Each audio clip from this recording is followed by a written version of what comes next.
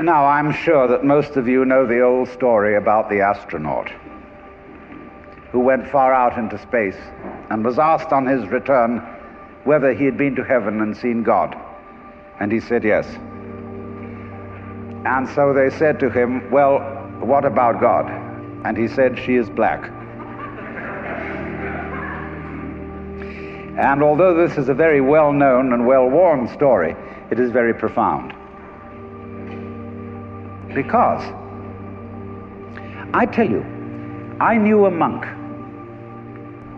who started out in life as pretty much of an agnostic or an atheist, and then he began to read Henri Bergson, the French philosopher who proclaimed the vital force, the élan vital, and so on. And the more he read into this kind of philosophy, the more he saw that these people were really talking about God. And I've read a great deal of theological reasoning about the existence of God, and they all start out on this line. If you are intelligent and reasonable, you cannot be the product of a mechanical and meaningless universe. Figs do not grow on thistles. Grapes do not grow on thorns. And therefore, you, as an expression of the universe, as an aperture through which the universe is observing itself, cannot be a mere fluke. Because if this world peoples, as a tree brings forth fruit, then the universe itself, the energy which underlies it, what it's all about, the ground of being, as Paul Tillich called it, must be intelligent. Now, when you come to that conclusion, you must be very careful, because you may make an unwarranted jump. Namely, the jump to the conclusion that that intelligence, that marvelous designing power which produces all this, is the biblical God. Be careful. Because that God, contrary to his own commandments, is fashioned in the graven image of a paternal, authoritarian, beneficent tyrant of the ancient Near East.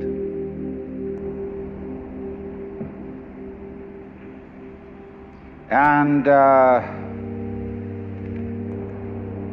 it's very easy to fall into that trap, because it's all prepared, institutionalized in the Roman Catholic Church, in the synagogue, in the Protestant churches, all there ready for you to accept. And by the pressure of social consensus and so on, it is very natural to assume that when somebody uses the word God, it is that father figure which is intended. Because even Jesus used the analogy, the Father, for his experience of God. He had to. There was no other one available to him in his culture.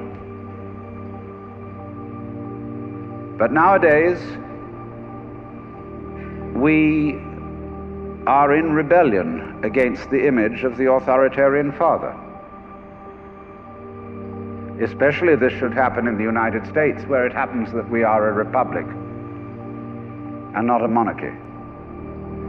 And if you, as a loyal citizen of this country, think that a republic is the best form of government, you can hardly believe that the universe is a monarchy. But to reject the paternalistic image of God as an idol is not necessarily to be an atheist. Although I have advocated something called atheism in the name of God. That is to say,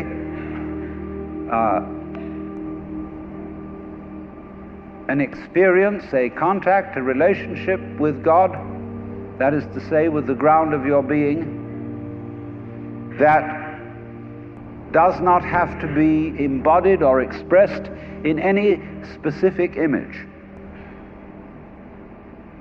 Now, theologians on the whole don't like that idea, because I find in my discourse with them that they want to be a little bit hard-nosed about the nature of God. They want to say that God has indeed a very specific nature. Ethical monotheism means that the governing power of this universe has some extremely definite opinions and rules to which our minds and acts must be conformed. And if you don't watch out, you'll go against the fundamental grain of the universe and be punished in some way. Old-fashionedly, you will burn in the fires of hell forever. More modern-fashionedly, you will fail to be an authentic person. It's another way of talking about it. But there is this feeling, you see, that there is authority behind the world, and it's not you. It's something else. Like we say, that's something else that's far out. And therefore, this Jewish, Christian, and indeed Muslim approach makes a lot of people feel rather strange, estranged from the root and ground of being. There are a lot of people who never grow up and are always in awe of an image of grandfather. Now, I'm a grandfather. I have 5 grandchildren, and so I'm no longer in awe of grandfathers. I know I'm just as stupid as my own grandfathers were, and therefore I'm not about to bow down to an image of God with a long white beard. Now, naturally, of course, we intelligent people don't believe in that kind of a God, not really. I mean, we think that God is spirit, that God is very undefinable and infinite and all that kind of thing. But nevertheless, the images of God are have a far more powerful effect upon our emotions than our ideas. And when people read the Bible and sing hymns, Ancient of Days, who sittest throned in glory, immortal, invisible, God only wise, in light inaccessible, hid from our eyes, they still got that fellow up there with a beard on. It's way in the back of the emotions.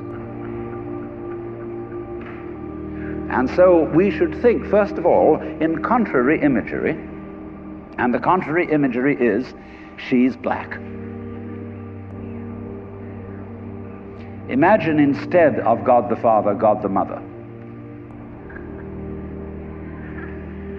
And imagine that this is not a luminous being, blazing with light, but an unfathomable darkness, such as is portrayed in Hindu mythology by Kali, K-A-L-I, the Great Mother,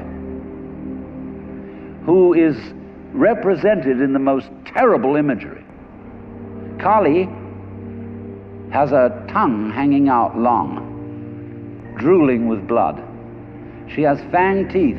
She has a scimitar in one hand and a severed head in the other. And she is trampling on the body of her husband, who is Shiva.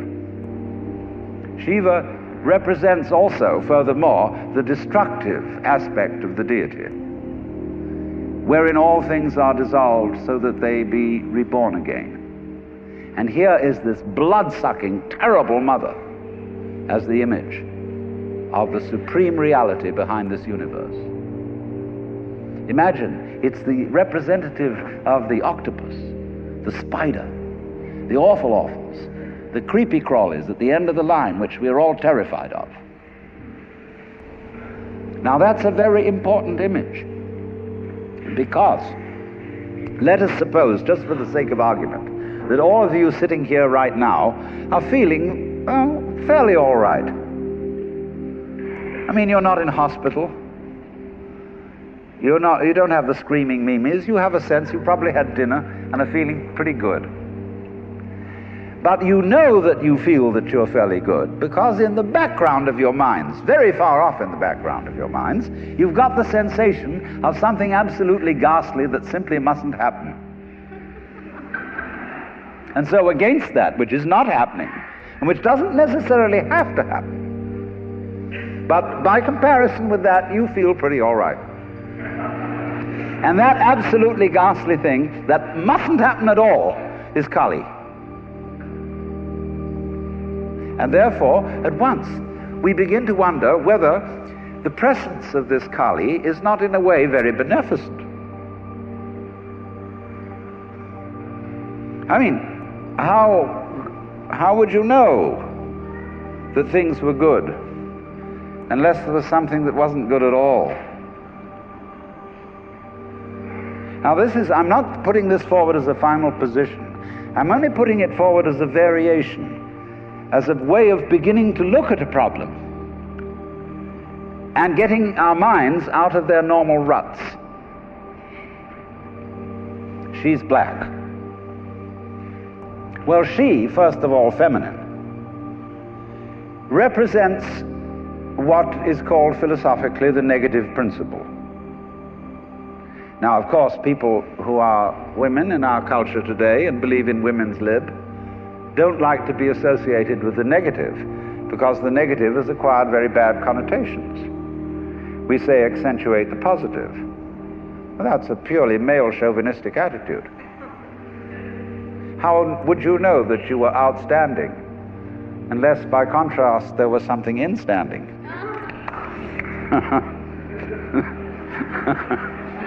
You cannot appreciate the convex without the concave. You cannot appreciate the firm without the yielding. And therefore, the so-called negativity of the feminine principle is obviously life-giving and very important. But we live in a culture which doesn't notice it.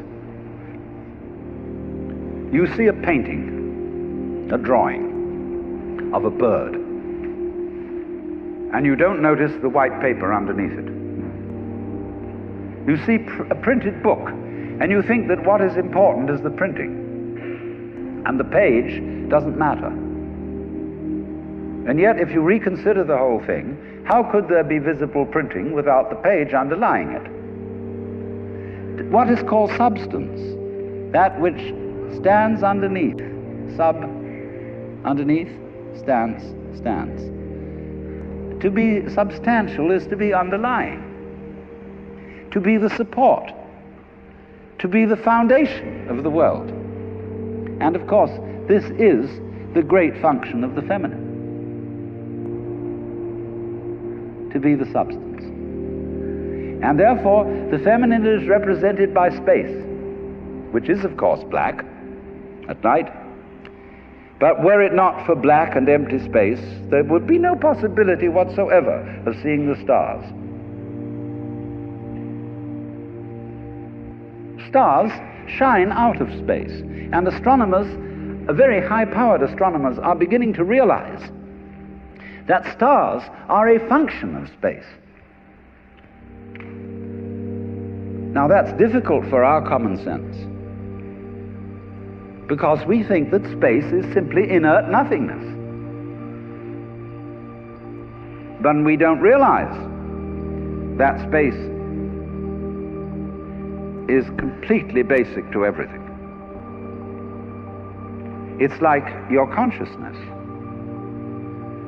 Nobody can imagine what consciousness is. It's the most elusive, whatever it is, that there is at all, because it's the background of everything else that we know. Therefore, we don't really pay much attention to it. We pay attention to the things within the field of consciousness, to the outlines, to the objects, to the so-called things that are in the field of vision, the sounds that are in the field of hearing, and so forth. But what it is that ever it is that embraces all that we don't pay much attention to it. We can't even think about it. It's like trying to look at your head. You know, you try to look at your head, and what do you find? You don't even find a black blob in the middle of things. You just don't find anything. And yet that is that out of which you see, just as space is that out of which the stars shine. So there's something very queer about all this. That which you can't put your finger on, that which always escapes you, that which is completely elusive, the blank, seems to be absolutely necessary for there to be anything whatsoever. Now let's take this further. Kali also is the principle of death, because she carries a scimitar in one hand and a severed head in the other. Death. This is tremendously important to think about. We put it off. Death is swept under the carpet in our culture. In the hospital, they try to keep you alive as long as possible in utter desperation. They won't tell you that you're going to die. When their relatives have to be informed that it's a hopeless case, they say, don't tell this to the patient. And all the relatives come around with hollow grins and say, well, you'll be all right in about a month, and then we'll go and have a holiday somewhere and sit by the sea and listen to the birds and whatnot. And the dying person knows that this is mockery. Well, of course, we've made death howl with all kinds of ghouls. We've invented dreadful afterlives. I mean, the Christian version of heaven is as abominable as the Christian version of hell. I mean, nobody wants to be in church forever. Children are absolutely horrified when they hear these hymns which say, prostrate before thy throne to lie and gaze on thee. They can't imagine what this imagery means. I mean, in a very subtle theological way, I could wangle that statement around to make it extremely profound. I mean, to be prostrate at once and to gaze on the other hand, see, is a coincidentia oppositorum, a coincidence of opposites, which is very, very deep. But to a child, it is a crick in the neck. And that's the sort of imagery we're brought up with. So the idea of what might happen after death, well, you're going to be faced with your judge, the one who knows all about you. This is Big Papa, who knows you were a naughty boy and a very naughty girl, especially girl, from the beginning of things. He's going to look right through to the core of your inauthentic existence. And what kind of heebie-jeebies may come up. Or you may believe in reincarnation, and you think that your next life will be the rewards and the punishments for what you've done in this life. And you know you've got away with murder in this life. And the most awful things are going to happen next time around. So you look upon death as a catastrophe. Then there are other people who say, well, when you're dead, you're dead. Just nothing going to happen at all. So what you got to worry about? Well, we don't quite like that idea, because it spooks us. You know, what's it be like to die? To go to sleep and never wake up? Well, a lot of things it's not going to be like. It's not going to be like being buried alive. It's not going to be like being in the darkness forever. I tell you what, it's going to be like as if you never had existed at all. Not only you, but everything else as well. That just there was never anything, and there's no one to regret it. And there's no problem. Well, think about that for a while. It's kind of a weird feeling you get when you really think about that. You really imagine it. Just to stop altogether. And you can't even call it stop, because you can't have stop without start. And there wasn't any start. There's just no thing. Well, then when you come to think of it, that's the way it was before you were born. I mean, if you go back in memory as far as you can go, you get to the same place as you go forward in your anticipation of the future as to what it's going to be like to be dead. Then you get these funny ideas that this blankness is the necessary counterpart of what we call being. Now, we all think we're alive, don't we? I mean, we're really here, that there is something called existence. You know, the existentialists, Dasein, thrownness, you know, here we are. But how could you be experiencing that as a reality unless you had once been dead? What gives us any ghost of a notion that we're here, except by contrast with the fact that we once weren't? And later on won't be. But this thing is a cycle, like positive and negative poles in electricity. So this then is the value of the symbolism of she is black. She, the womb principle, the receptive, the instanding, the void, and the dark. And so that is to come into the presence of the God who has no image. Behind the Father image, behind the Mother image, behind the image of light inaccessible, and behind the image of profound and abysmal darkness, there's something else which we can't conceive at all.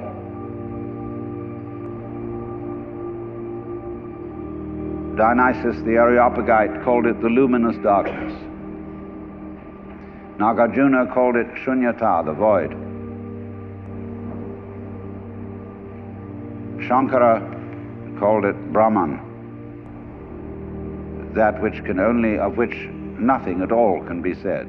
Neti neti, beyond all conception whatsoever. And you see, that is not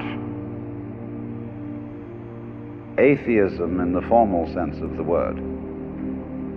This is a profoundly religious attitude, because what it corresponds to practically is an attitude to life of total trust, of letting go. When we form images of God, they are all really exhibitions of our lack of faith. Something to hold on to, something to grasp. How firm a foundation, what lies underneath us, the rock of ages, or whatever, ein feste Burg. But when we don't grasp, we have the attitude of faith. If you let go of all the idols, you will of course discover that what this unknown is, which is the foundation of the universe, is precisely you. It's not the you think you are. No, it's not your opinion of yourself. It's not your idea or image of yourself. It's not the chronic sense of muscular strain, which we usually call I. You can't grasp it. Of course not. Why would you need to? Supposing you could, what would you do with it? And who would do what with it? You can never get at it. So there's that profound central mystery. And the attitude of faith is to stop chasing it. Stop grabbing it. Because if that happens, the most amazing things follow. But all these ideas of the spiritual, the godly, as this attitude of must, and we have been laid down the laws which we are bound to follow. All this jazz is not the only way of being religious and of relating to the ineffable mystery that underlies ourselves and the world.